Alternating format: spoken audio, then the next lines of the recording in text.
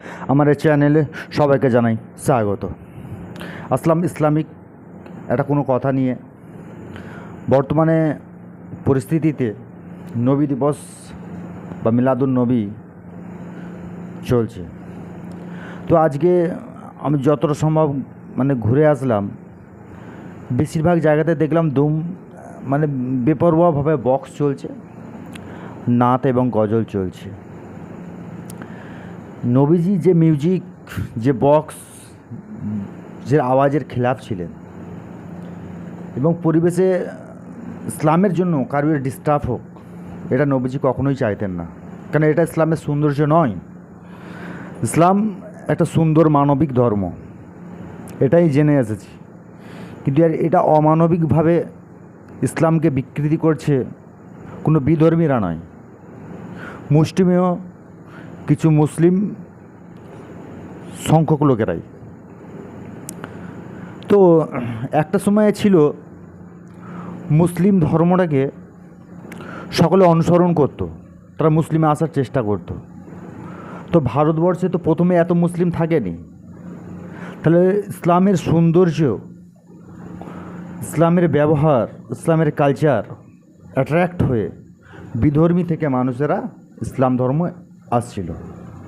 তো তখন এত বক্স ছিল নি, এত নবী দিবস উদযাপন ছিল নি।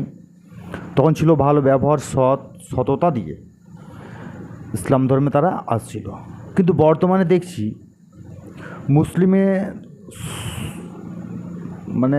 মুসলিম সংখ্যক লোকেরা তার অন্য ধর্মকে অনুসরণ করতে চলেছে।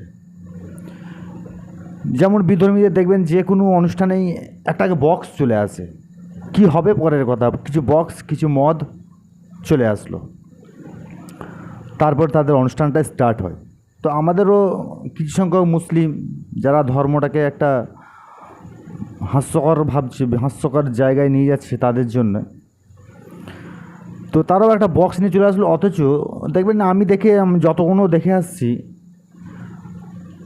টুপি মাথায় দিয়ে খালি জাস্ট বসে আছে আর দুমদাম বক্স চলছে, আশেপাশের লোকের ডিস্টার্ব হচ্ছে, কার শরীর খারাপ কী খারাপ কোনো দেখার প্রয়োজন নেই, তারা বসে আছে।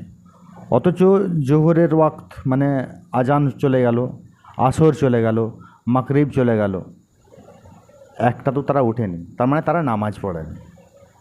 এটাই বুঝতে পারলাম। তো যেখানে নবীজি বারবার করে অনুরোধ করে গেছে তোমরা অপচয় করো না, যেমন দেখবেন চারিদিকে একদম লাইটিংয়ে সেজে গেছে, বক্সের দুর্ব্যবহার মানুষের অতিষ্ঠ করছে, একটা শব্দ দূষণ ঘটাচ্ছে।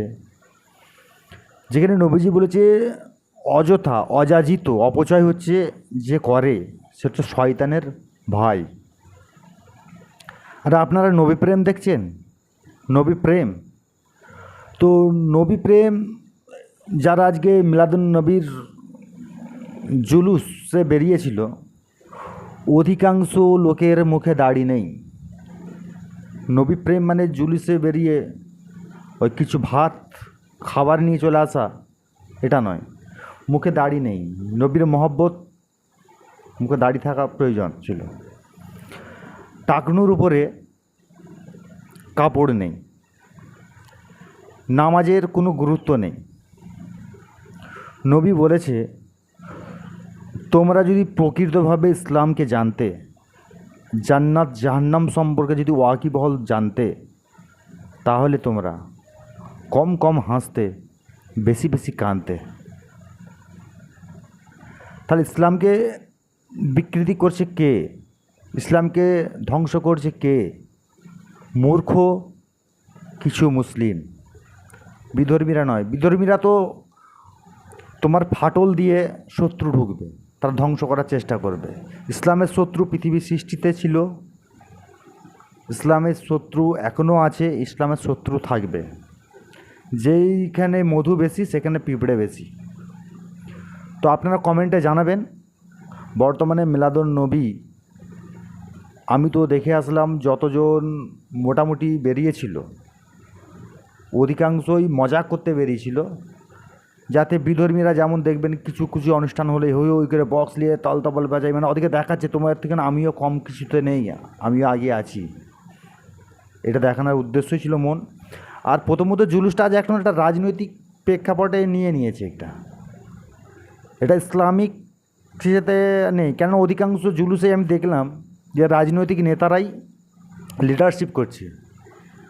তবে অবশ্যই একটা জিনিস দেখলাম, মসজিদের ইমাম সাহেবরা খুব একটা বেশি কিছু ছিল না, কিছু একটা ছিল দুনিয়াখোর ইমাম সাহেব, তারাই নিয়ে বেরিয়েছে এবং তাদেরকে নিয়ে এবার রাজনীতির লোকেরা নিয়ে তারা বেরিয়েছে। তো আপনারা কমেন্টে জানাবেন।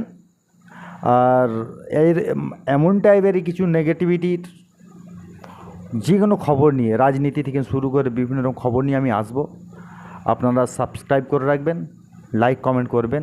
আপনাদের লাইক কমেন্টে আমাদের উৎসাহ বাড়বে, আমি নিত্য নতুন কথা বলার জন্য প্রস্তুত হতে পারবো। ধন্যবাদ।